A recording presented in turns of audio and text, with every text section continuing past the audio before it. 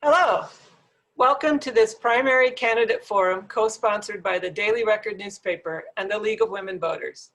My name is Charlie Sorensen, and I'm the Voter Services Chair for the League of Women Voters, Kittitas County.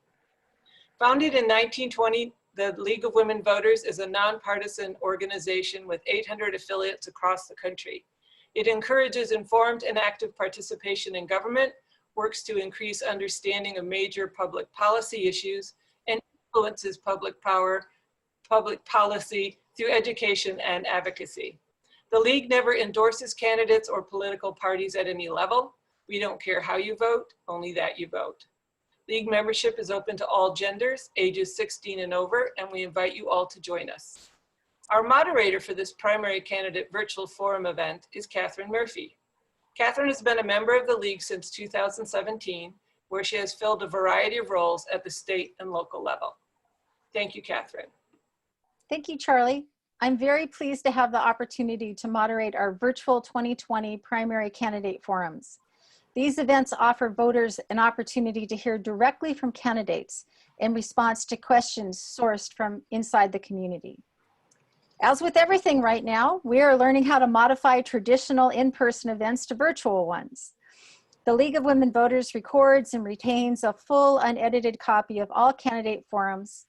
If any portion of a League forum is redistributed out of context to make a candidate appear to say something they did not say, or edited to make a candidate look bad, or in any way they did not actually look in the original forum, then the League of Women Voters will alert the media, provide the unedited video for comparison, and file appropriate complaints with any applicable governing authority.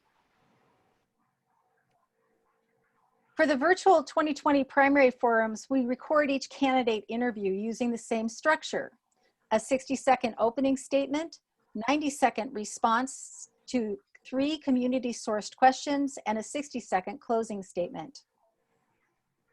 The forum recordings are being offered in 2 formats. Viewers can watch each interview as a standalone choice, and they can watch a compilation of all candidate interviews for each position in 5-part playlists.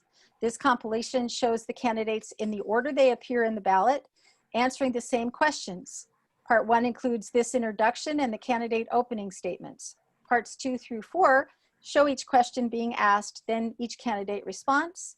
And Part 5 shows each candidate closing statements, plus my closing remarks. The forum recordings will be available at the Kittitas County League website and on our YouTube channel, on the Ellensburg Daily Record website, and on the Ellensburg Television, Community Television, Spectrum Channel 191, and Inland Networks.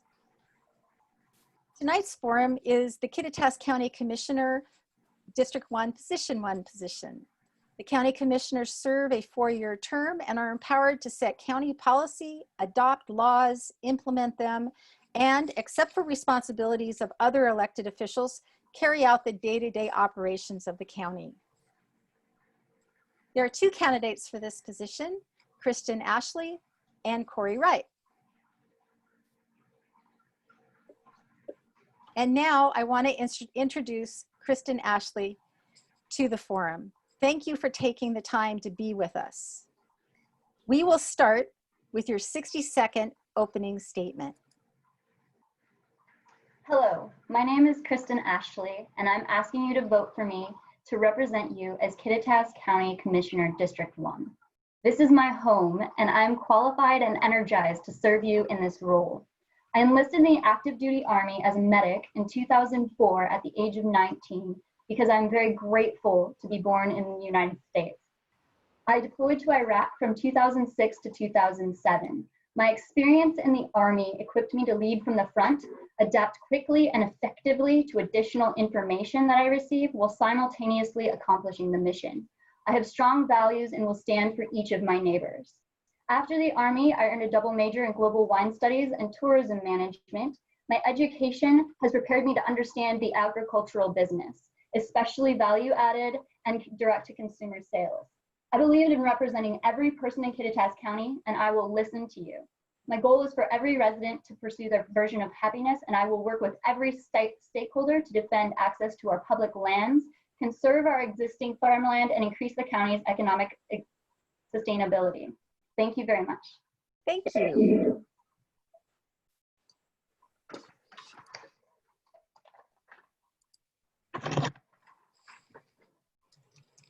Question number 1.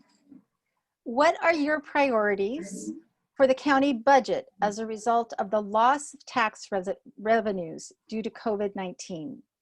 Ms. Ashley, you have 90 seconds to respond. Thank you very much, Catherine. I appreciate the question. So I spoke with a couple of our county commissioners that are currently in office, and I was reassured to learn that our county is very conservative in our spending. And so we are not facing the shortfalls that other counties who are a little bit more excessive with their spending would be facing right now.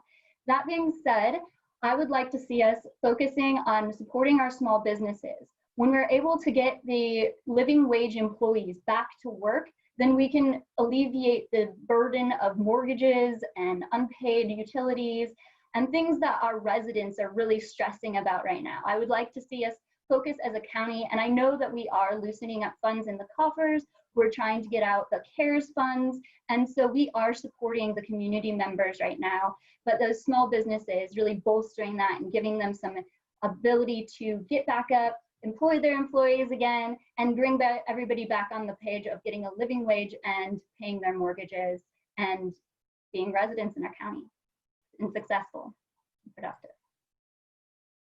Thank you. Thank you.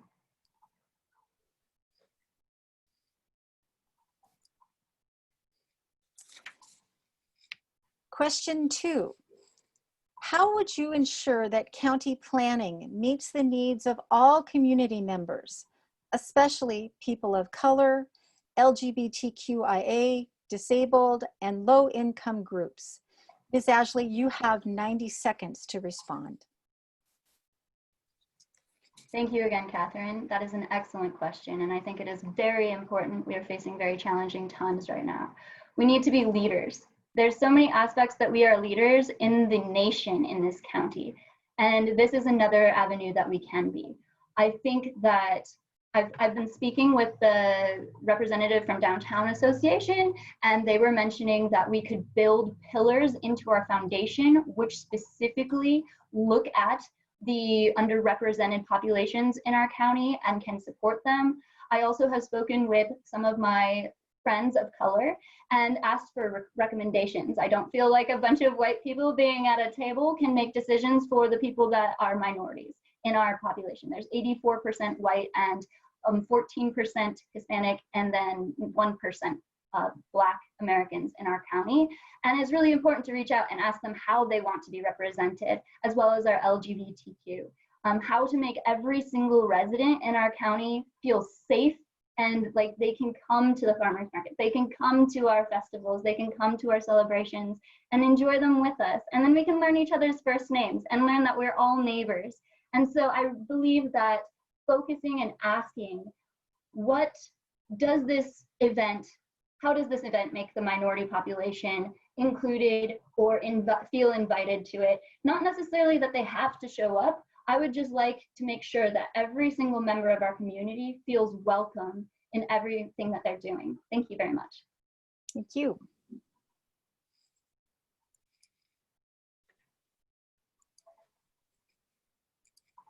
Question 3. If elected, how will you ensure that the county complies with all state laws, public health orders, and governor's proclamations? Ms. Ashley, you have 90 seconds to respond. Thank you again for that question. I know right now that we are working very heavily with our prosecuting attorney and our attorney general office for the county and getting recommendations from them. And I would like to continue to do that. I have some questions. I have a meeting scheduled for next week in order to gain more information. That being said, I think that health and taking care of immunocompromised residents is of utmost importance. But again, our small businesses also need that support. And so we are trying to work to, I think it would be best for small business representatives the health board and our commissioners to get together and create a plan to make us clean effectively, make sure that everybody is being as safe as possible, and that we are communicating well and everybody feels represented and like we can be successful with a plan going forward. It's pretty apparent that this isn't going anywhere anytime soon, and so we do need to learn how to effectively face the future, and I believe that's through coming up with a plan with all invested stakeholders in order to work with the current legislation. That being said, I do also think that there should be more local control of the counties to determine if their county should be managed the same way as other counties. Thank you. Definitely.